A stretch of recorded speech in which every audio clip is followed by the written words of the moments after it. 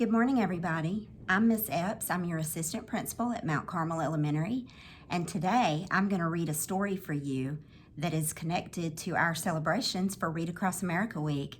As you know, your librarian, Miss Willis, works really hard to make sure you guys have great books, and she shared a new one with me this week. I'm so excited that I get to share it with you. This book is called Small in the City. Let you see the cover there. Small in the City. And it's by an author named Sydney Smith. What is an author? That's right. It's someone who writes a book. And there's also another important person who is involved in making a book, and that is the illustrator. Who knows what the illustrator is?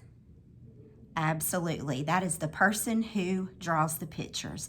And this book has really, really good pictures. I like the pictures because it helps you understand the story and know what's going on. This child is about your age and is looking for something. Let's find out what that is. Small in the City by Sydney Smith.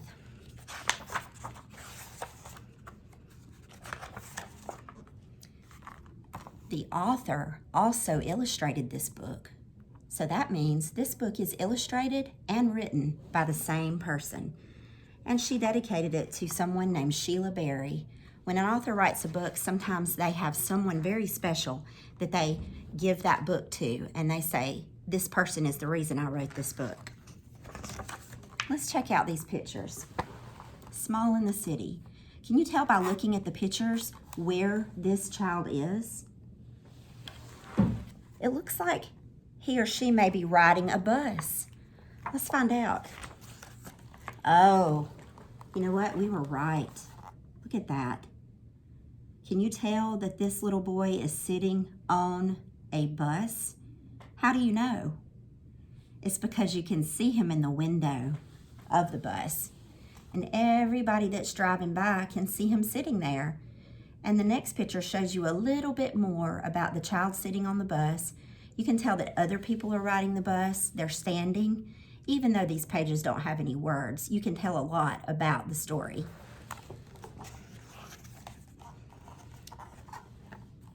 I know what it's like to be small in the city.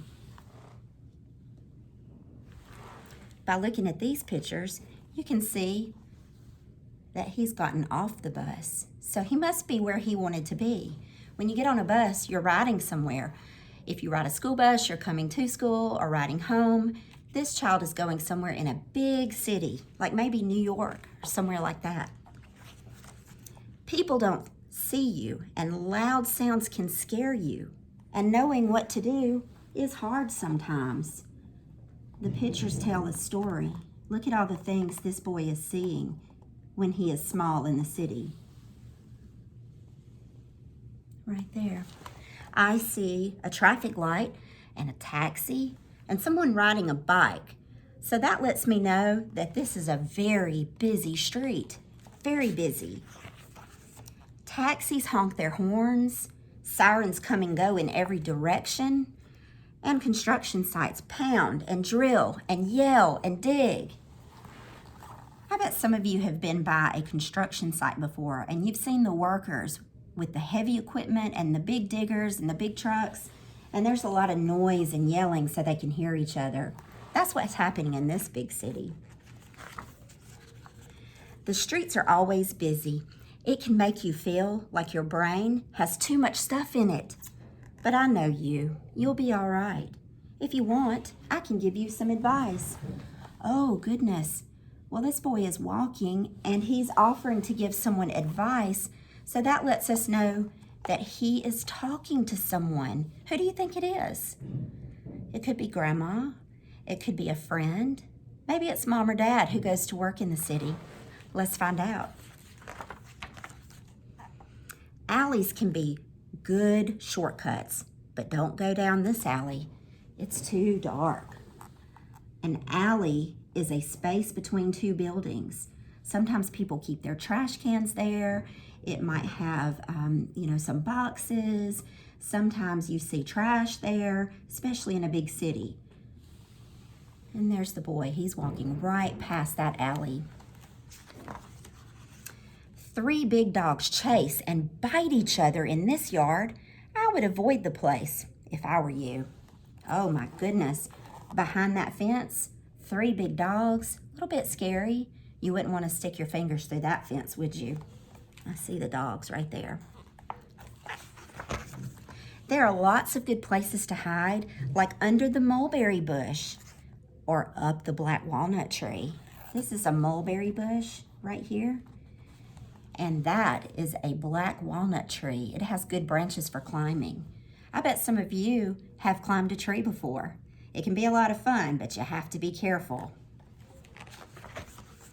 There is a dryer vent that breathes out hot steam that smells like summer. I know exactly what he's talking about. When my grandma used to wash clothes, we could be outside playing and smell the wonderful scent of the clean clothes in the dryer. You could curl up below it and have a nap. See right there? That's the vent that is letting the steam come out of the dryer. The fishmongers down the street are nice. They would probably give you a fish if you asked. This empty lot looks a lot like a good place to rest, but the bushes have burrs. They might get stuck in your coat. Oh, that's a lot of new stuff. Let's talk about that. On this page, you see fishmongers. That's a big word. Now, we know what a fish is, but what's a fishmonger? Well, in some big cities, they have markets that sell seafood that's brought in because the city doesn't have an ocean. So when they bring the fish in, the fishmongers are the people who sell it. And then also, the burrs in your coat. What is a burr? Well, it's a little sticky thing that comes off a plant, and it can poke you or it can be really itchy. So you want to avoid burrs. I know you like to listen to music. Oh boy, I do too. In the blue house down the street, someone's always playing the piano. There is a choir that practices in the red brick church. What's a choir? Well, you sometimes see them maybe on church or on TV. It's a group of people who sing a song together. You could perch on the window ledge. Oh, wait, let's think about that for a minute. There is where the music can be heard, and there's the church with the window ledge. Now, would people perch on a window ledge? Perch is what a bird does. He or she sits on a branch or maybe a wire. But do people perch on windows? That's something to think about. In the park, I have a favorite bench. Sometimes my friend is there. If you see her, say hi. You could sit on her lap and she will pet you. Pet you? Oh my goodness. I'm starting to think that I know who this boy is talking to. What do you think? Let's see if we're right. There's the boy opening his backpack, maybe getting something out. What do you keep in your backpack? Well, last week we had snow, but we don't have a lot of snow here, do we? No, so we wouldn't maybe have mittens or gloves, but let's see what he has. Oh, I think it's a poster. Can you read what the word says on the poster? It says lost. Lost? Would you put up a poster for a lost person? Or is this boy looking for something else? More snow in the city, more walking on busy city streets, buildings, branches. But home is safe and quiet. Your food dish is full and your blanket is warm. If you want, you could just come back. Now I really think I know who he's talking about. What do you think? I bet some of you are right. The boy is walking home past the windows, past the buildings, past the branches. There's another person waiting on him right there, waiting. And I see footprints in the snow. Do you see the footprints? Whose prints are those? That's the boy walking somewhere. Maybe he's going home. But I know you. You will be all right. The person who was waiting is giving him a hug. You will be all right. Let's see. who he's talking about. The last page has no words, but you can tell by the picture what's happening. This boy is looking for his pet. And by reading the story and looking at the pictures, I think Small in the City is about a lost cat. And this boy's really hoping his pet comes home. So hopefully this book has a really good ending and the cat will come home and be back with his family.